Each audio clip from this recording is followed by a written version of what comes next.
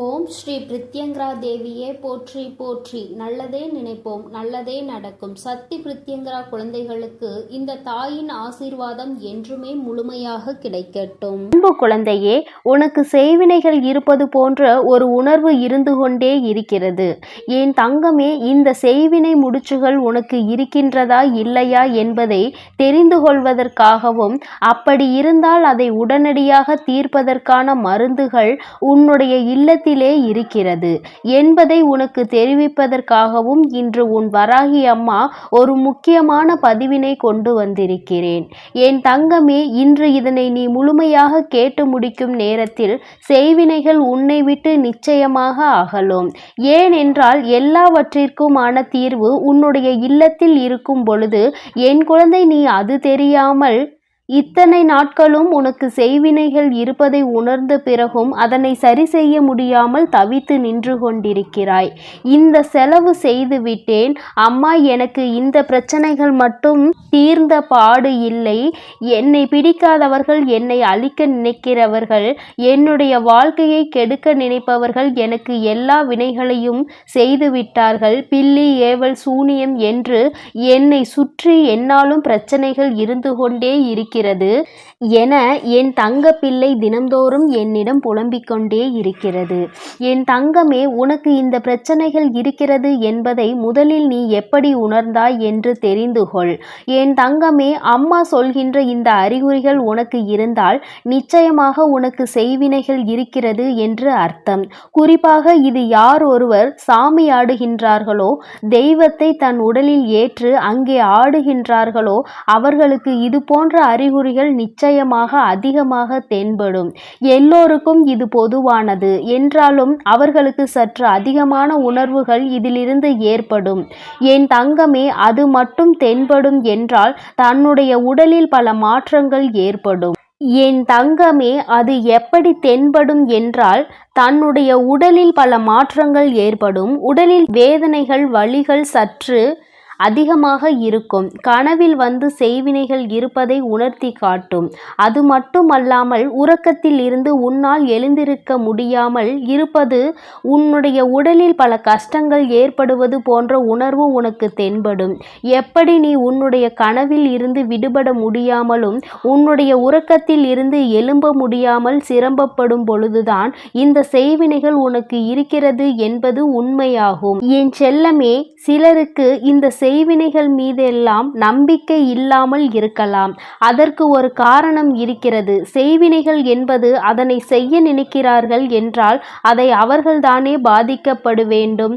செய்கின்ற அவர்களுக்கு எந்த தவறும் இல்லாத பொழுது அவர்களை எப்பொழுதும் இது பாதிக்க கூடாது என்று எல்லோரும் நினைப்பது உண்மைதானே என் தங்கமே. அதனை செய்கின்றவர்கள் எத்தனை தீய எண்ணங்கள் கொண்டவர்களாக இருந்தாலும் அவர்களை பார்த்து கொள்ள வேண்டியது என்னுடைய பொறுப்பு. அவர்களுக்கு மீண்டும் அதனை செய்ய வேண்டும் என்றோ அவர்கள் வாழ்க்கையை அழிக்க வேண்டும் என்றோ ஒருபோதும் நீ நினைக்க கூடாது. என் குழந்தையே, இது போன்ற செயல்களை செய்ய நினைக்கிறவர்களின் வாழ்க்கை சூனியமாகிவிடும் என்பதில் எந்த ஒரு மாற்று கருத்துமே கிடையாது. என் தங்கமே, உனக்கு ஏற்படுகின்ற இந்த ஆபத்தில் இருந்து உன்னை மீட்டெடுக்க நான் இருக்கும் பொழுது நீ கவலைப்பட வேண்டாம். என் தங்கமே, உன்னுடைய இல்லத்தில் இருக்கின்ற அந்த 4 மருந்துகள் என்ன, உன்னால் எப்படி இந்த செய்வினையில் இருந்து விடுபட முடியும் என்று அம்மா சொல்கிறேன், கேள் என் தங்கமே. குறிப்பாக நினைவில் வைத்து கொள்ள வேண்டிய ஒரு விஷயம், விளையாட்டாக ஒரு நாளும் இதனை சோதனை செய்து பார்க்க கூடாது. உண்மையாகவே உனக்கு உடலில் கஷ்டங்கள் இருக்கிறது, உனக்கு செய்வினை இருப்பது போன்ற உணர்வுகள் தோன்றுகிறது என்றால் மட்டுமே நீ இதனை செய்ய வேண்டும். இப்படி செய்யும் பொழுது உன்னை விட்டு தீய சக்திகள் எல்லாம் விலகி ஓடிவிடும். என் குழந்தையே, அதற்காக உனக்கு தேவைப்படுகிறது 4 பொருட்கள். முதலாவது திருநீர், 2வது எலுமிச்சை பழம், 3வது மிளகாய் வத்தல், 4வது பூசணிக்காய். என் தங்கமே, இந்த 4 பொருளையும் வைத்து நீ என்ன செய்ய வேண்டும், அதனை எப்படி செய்ய வேண்டும், இந்த செய்வினை முடிச்சுகளில் இருந்து உன்னை நீ எப்படி காத்து கொள்ள வேண்டும் என்று அம்மா சொல்கிறேன். என் குழந்தையே, இது போன்ற உணர்வுகள் ஏற்பட்டால் அங்கே சென்றேன் இங்கே சென்றேன் அவர்களுக்கு பணம் கொடுத்தேன் என்று சொல்லாமல் நீயே உன்னுடைய செய்வினைகளை அகற்றிவிடலாம். என் தங்கமே, முதலில் உன்னுடைய உறக்கத்தை சரியாக எடுத்துக்கொள்.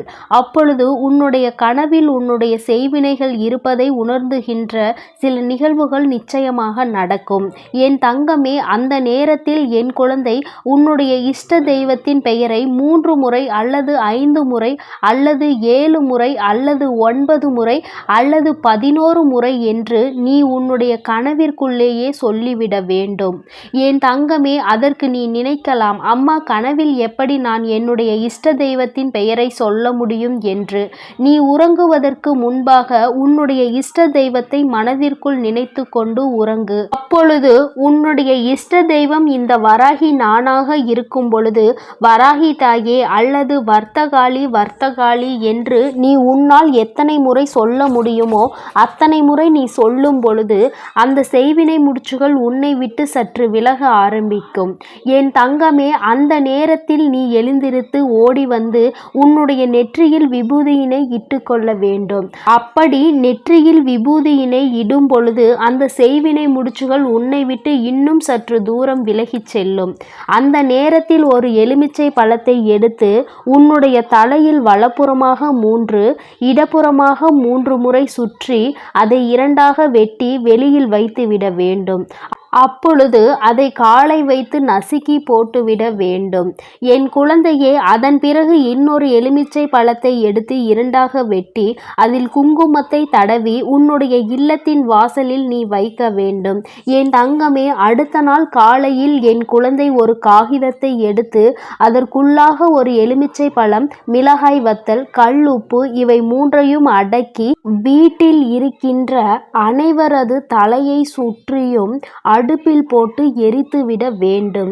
என் தங்கமே, அதன் பிறகு ஒரு பூசணிக்காயை 2ஆக வெட்ட வேண்டும். அதனுள் எதுவும் தடவக்கூடாது. பச்சையாக அந்த பூசணிக்காய் உன்னுடைய இல்லத்தின் வாசலிலோ அல்லது உன்னுடைய இல்லத்தின் ஈசானி மூலையிலோ வைத்துவிட வேண்டும். அப்படி வைக்கும் பொழுது இந்த பூசணிக்காயை விட தீய சக்தியை இழுக்கக்கூடிய பொருள் வேறு எதுவும் சக்தி வாய்ந்ததாக இருக்க முடியாது. தங்கமே, பொதுவாகவே திருநீறு போல உனக்கு பாதுகாப்பு ஒன்றும் கிடையாது.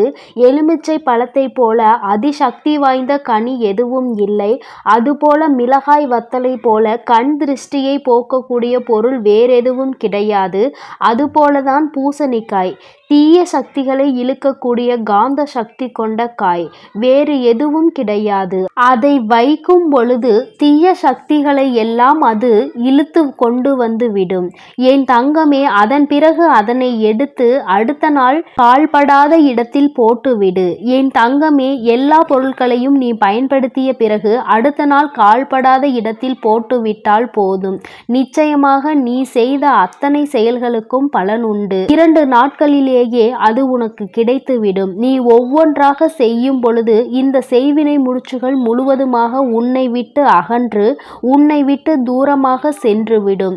இனி ஒரு நாளும் உன் பக்கம் திரும்பி பார்க்காது. என் தங்கமே, நீ நினைக்கலாம், அம்மா, இத்தனை செய்தவர்களை நீ என்ன செய்வாய் என்று. என் தங்கமே, அவரவர் செய்கின்ற பலனுக்கான அத்தனை தண்டனைகளையும் அவர்கள் அனுபவிப்பார்கள் என்பதை நீ மறந்து விடாதே. தெய்வம் எதையும் வேடிக்கை பார்ப்பதில்லை என்பதை நீ புரிந்து கொண்டு உன் வாழ்க்கையில் நடக்கின்ற விஷயங்களை எல்லாம் சரி செய்து எல்லாவற்றையும் உனக்கு நல்லபடியாக மாற்றி கொடுப்பது இந்த வராகி என்பதை நீ புரிந்து கொண்டால் போதும்.